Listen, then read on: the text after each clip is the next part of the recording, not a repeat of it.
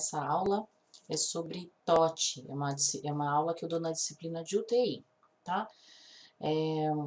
Deixa eu só me arrumar aqui.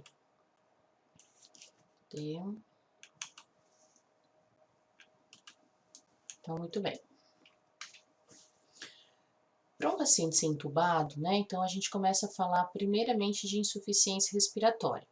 A insuficiência respiratória é uma incapacidade do indivíduo respirar sozinho. E as causas são diversas, tá? Tem dois tipos de insuficiência. Tem a insuficiência aguda e tem a insuficiência respiratória crônica. A aguda é aquela situação onde o paciente tá tudo bem com ele, por exemplo, eu aqui agora estou conversando com vocês e de repente acontece alguma coisa que isso me impede de respirar. Por exemplo, eu me engasgo, eu tenho um choque anafilático e a minha glote fecha. Aí isso vira agudo, né? Porque eu começo a ter dificuldades para respirar. A insuficiência respiratória crônica, quando o paciente já tem algumas doenças de base, por exemplo, asma, bronquite, ele já faz um tratamento, tá? Mas isso não significa que ele vai ser entubado, ele leva a sua vida normal. Acontece que a insuficiência respiratória crônica, ela também pode virar aguda. Por exemplo, uma pessoa que tem bronquite ou asma e tá sob controle, tá tudo bem, tá vivendo sua vida normal, de repente muda o tempo, ela tem uma crise de broncoespasmo, com dificuldades de respirar, e aí ela entra numa insuficiência aguda, né? Ela vira agudo, tá bom? Então, eu vou falar especificamente aqui do agudo, tá? Quando a gente vai falar de intubação. Então, a insuficiência respiratória aguda surge de repente, né? Devido à obstrução das vias respiratórias. Pode ser por um acidente de trânsito, pode ser por uma overdose, um AVC, um problema neurológico, tá? Um engasgamento, por exemplo. Isso é agudo. Os sintomas da insuficiência respiratória, eles são muito variáveis, né? Vai depender do grau aí que a pessoa está apresentando essa insuficiência. Então, por exemplo, você não precisa ser técnico de enfermagem para saber disso. Qualquer pessoa, quando você bate o olho em algum indivíduo, você vê que ele está com dificuldade para respirar, né? Então, usando aqui os nossos termos técnicos de profissionais da área. Então, é um paciente que apresenta dispneia ou taquipneia, que é a respiração acelerada, acima de 20 incursões por minuto, ou taquidispneia, né? São termos também que a gente pode utilizar. Cianose. A cianose pode ser de extremidades, pode ser extremidades que nem lábios, ponta dos dedos, pode ser central, né, quando já pega face, tórax. O paciente pode apresentar confusão mental por conta da falta de oxigênio ou irritabilidade e sonolência, tá? Isso são sintomas da falta de oxigênio no paciente. Com certeza, se a gente estiver dentro de uma unidade hospitalar, dentro de uma ambulância, esse paciente também vai ter queda de saturação. Se você tiver um dispositivo, um oxímetro, que você consiga verificar isso, ele vai ter queda de saturação, tá bom? E só voltando aqui, ó, às vezes uma agitação, tá? Quando se trata de criança, elas apresentam batimento de asa de nariz. Isso é mais fácil você identificar na criança. Em algumas pessoas e em crianças também a gente pode identificar uso de musculatura acessória. O que é isso? Você usar musculatura que normalmente a pessoa faz um esforço muito grande para respirar.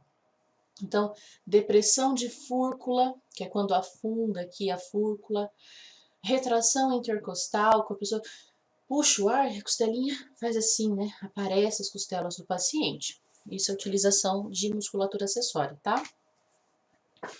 Então, normalmente, para fazer o tratamento de insuficiência respiratória, não é apenas com oxigênio, tá?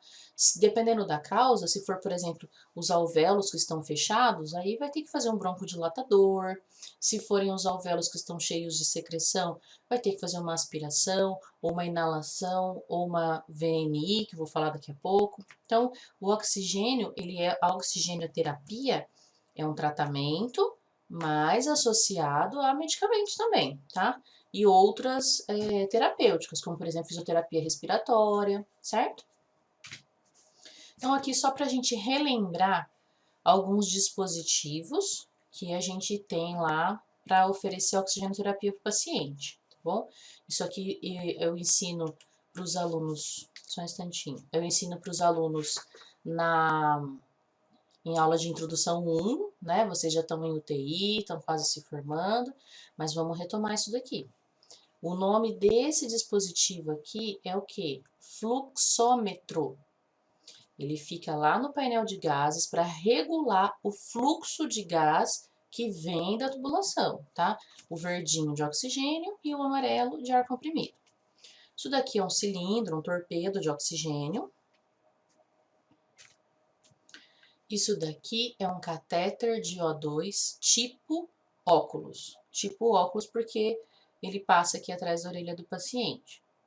Esse dispositivo, ele fornece ao paciente até no máximo uns 4 litros de oxigênio por minuto, tá bom?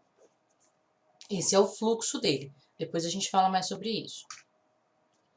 Lembrando que, para fornecer oxigênio para o paciente, eu não pego o oxigênio direto do painel de gases e coloco o paciente inalar. Eu preciso umidificar esse oxigênio.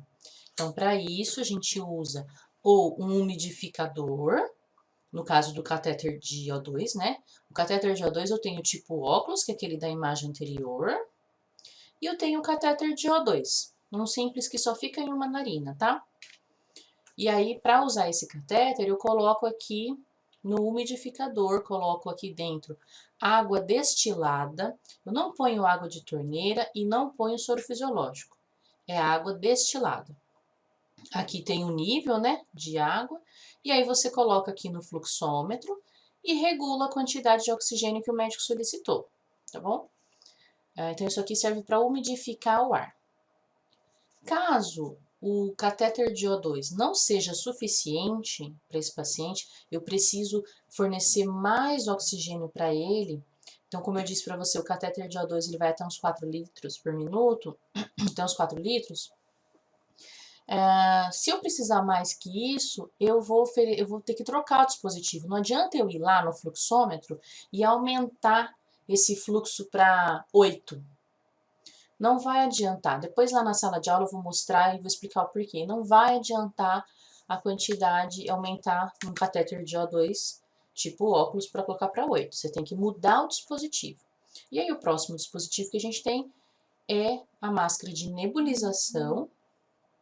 Ela oferece até 15 litros, tá bom? Também, ó, vem um copinho para umidificar o ar. Então aqui é o jeito que coloca a máscara de nebulização, tá? Depois a gente tem a máscara de Venturi, essa máscara aqui, ó, cada cor dessa pecinha oferece um fluxo, uma concentração de oxigênio para o paciente. É uma máscara muito eficaz, muito boa. O ambu que a gente usa em emergência, né, gente? Então é assim, vamos pensar na seguinte situação. O paciente chegou no pronto-socorro, lá no serviço de saúde, com dispneia, queda de saturação, começando uma insuficiência respiratória. Dependendo do caso, dependendo da situação, então o médico vai começar, coloca um catéter de O2 no paciente, tipo óculos. Aí a gente coloca 2, 3 litros por minuto. Porém, o paciente continua cansado, o paciente continua com queixa ou com queda de saturação. Ou então até está saturando razoável, mas se você vê que ele está fazendo esforço, vai precisar aumentar o oxigênio, o médico vai pedir para você trocar o dispositivo. O próximo passo seria uma máscara de nebulização, que aí ela vai de 5 a 15 litros por minuto, certo? Tá bom. Vamos pensar que o paciente está com a máscara de nebulização e ele continua com queixa, ele continua desconfortável, saturação caindo. O próximo passo seria o quê? Uma VNI. Se isso aqui, eu vou explicar o que é. Se isso aqui não resolver, aí a gente entubaria, né? O médico iria entubar o paciente. Veja bem, o que eu falei para vocês agora é numa linha, numa escala, né, de fluxo de oxigênio. Isso não é uma regra. Não significa que se chegar uma pessoa lá no PS com insuficiência respiratória, muito mal, o médico vai falar, coloca um catéter de O2. depois coloca uma nebulização. Não. Muitas vezes o paciente chega e vai ter que ir direto ser entubado. Ou muitas vezes o paciente chega, dependendo do caso clínico, o paciente já vai direto para a máscara de nebulização, certo? Então, assim, eu falei numa linha, né, gradual aí de fluxo de oxigênio, mas isso não é uma regra, o médico não vai necessariamente obedecer essa ordem, tá bom? Vai depender da situação do paciente. A VNI é uma ventilação, olha, estou usando um ventilador aqui, não invasiva. Por que não invasiva? Porque não está entrando nada, não estou colocando nenhum dispositivo invasivo no paciente. Então, é uma máscara, você observe que essa máscara, ela veda nariz e boca, ela tem que vedar, então ela tem que ficar bem apertada na face do paciente, para não entrar, não escapar ar, não entrar não, não escapar, tá? Ar pelas laterais. Então, a gente usa aqui até um cabresto, isso aqui chama cabresto, tá? Então, assim, coloca a VNI no paciente, liga esse paciente no ventilador mecânico, eu vou programar esse ventilador, depois eu falo sobre a programação dele. O ventilador mecânico, ele é ligado no ar comprimido e no oxigênio. O oxigênio, então, vai fornecer o oxigênio para o paciente. E o ar comprimido vai fornecer pressão, vai mandar esse oxigênio aqui com pressão para o paciente, tá bom? Nem sempre a gente faz isso no paciente antes de entubar, tá, gente? Porque, veja bem, alguém pode fazer a pergunta, ah, mas professora, por que que já não entuba logo o paciente? Porque entubar um paciente envolve uma série de outras questões.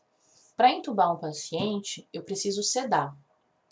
Se eu sedar esse paciente, eu vou precisar de bomba de infusão, eu vou precisar de monitor multiparâmetros, e eu vou precisar de uma observação mais intensiva desse paciente. Então, embora a gente saiba de algumas realidades onde a gente tem paciente entubado nas enfermarias, né, às vezes até em corredor, que é um absurdo, mas assim, um paciente entubado ele deve estar dentro de uma UTI e eu não tenho leito de UTI para todo mundo.